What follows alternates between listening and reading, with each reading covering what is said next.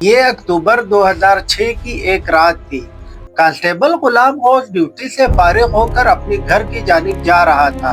Constable गुलाम गौस इंतहाई डरा हुआ था, क्योंकि पिछले कई दिनों से कराची में कोई न कोई पुलिस वाला मारा जा रहा था।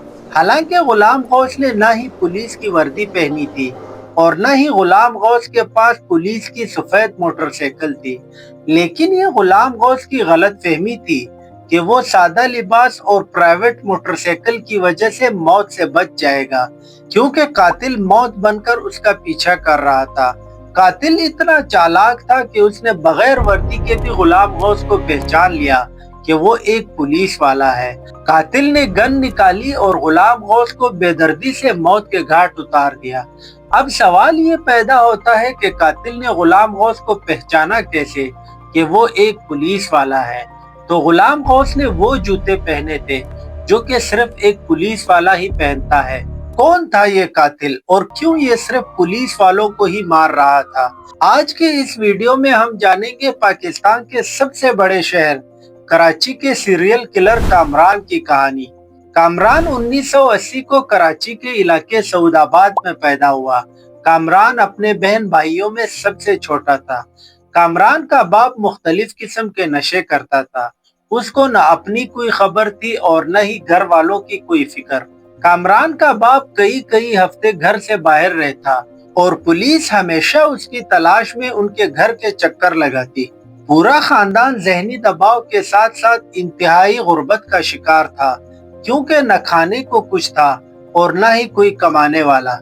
लिहाजा कामरान की मां ने अपने बड़े बेटे के साथ मिलकर चर्स बेचने का कारोबार शुरू किया। कुछ अरसे बाद बड़ा भाई चर्स बेचते हुए गिरफ्तार हो गया, तो सारा कारोबार कामरान की मां ने संभाल लिया। कुछ अरसे बाद कामरान की मां को केपीके पुलिस ने रंगे हाथों गिरफ्तार कर लिया।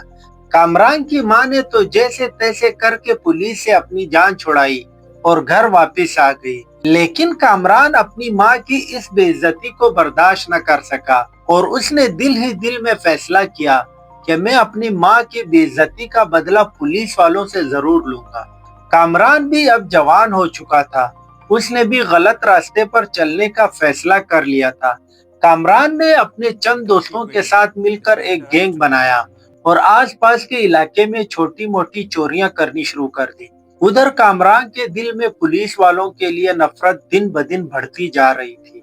एक दिन कामरान ने अपने करीबी दोस्त फरहान को अपने दिल की बात बताई। कामरान ने उसे बताया कि वो पुलिस वालों को इबरत का निशान बनाना चाहता है। ये सुनते ही उसके दोस्त फरहान ने भी उसका साथ देने का फैसला किया और यूं दोनों ने मिलकर कई पुलिस वालों को जान से मार डाला। आहिस्ता आहिस्ता कामरान का खौफ आस पास के इलाकों में भी फैलने लगा। कामरान इस कदर वहशी हो चुका था कि वो जहां पुलिस की यूनिफॉर्म में किसी को देखता, वो गन निकालता और उसे जान से मार देता। कामरान का खौफ मजीद बढ़ने लगा तो पुलिस वालों ने वर्दियां पहनना छोड़ दी।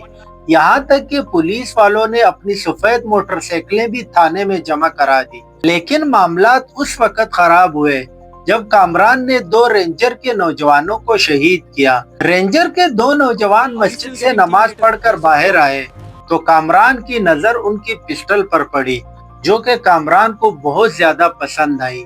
कामरान ने अपनी गन निकाली और दोनों रेंजर को जगह पर ही शहीद कर दिया और वो पिस्टल लेकर चला गया। कामरान ने सिर्फ उस पिस्टल के लिए रेंजर के 2 नौजवानों को शहीद कर दिया था। पुलिस को कुछ समझ नहीं आ रही थी कि तफ्तीश कहां से शुरू करे। आखिरकार पुलिस ने कामरान की खबर देने वालों के लिए 30 लाख रुपए का ऐलान किया। इनाम की खबर सुनते ही कामरान के गैंग वालों के दिल में लालच आया। फिर वो दिन आया जिसका इंतजार पुलिस को कई अरसे से था। पुलिस के हाथ इस केस की पहली कड़ी लगी। एक तरफ कामरान अपने अगले शिकार की तलाश में था और दूसरी जानिब कामरान के दोस्तों ने इनाम के लालच में पुलिस वालों को सब कुछ बता दिया था और कामरान इन सब से बेखबर अपने काम में मसरूफ था। पुलिस ने कामरान के घर पर रेड करने का फैसला किया। पुलिस जब कामरान के घर पर पहुंची तो बाहर से ताला लगा हुआ था। पुलिस दीवारें फांक कर घर के अंदर गई اور وہاں پر بیٹھ کر کامران کا انتظار کرنے لگی کیونکہ پولیس اسے رنگے ہاتھوں پکڑنا چاہتی تھی۔ کئی گھنٹوں کے انتظار کے بعد کامران اپنے دوست فرحان کے ساتھ گھر میں داخل ہوا۔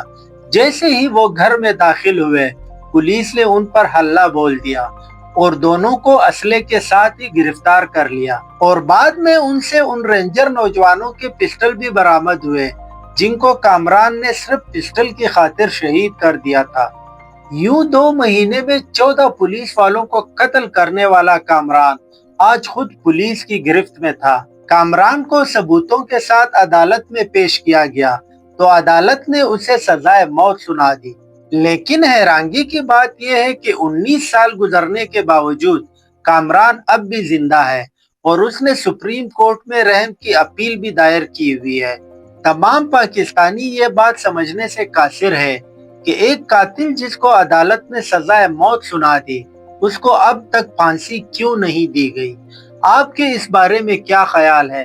کمنٹ میں ضرور بتائیں۔ اگر آپ کو ہماری ویڈیوز اچھی لگتی ہے تو سبسکرائب کر کے ایک پیارا سا کمنٹ ضرور کرنا۔ ملتے ہیں اگلی کسی ویڈیو میں، تب تک کے لیے اللہ حافظ۔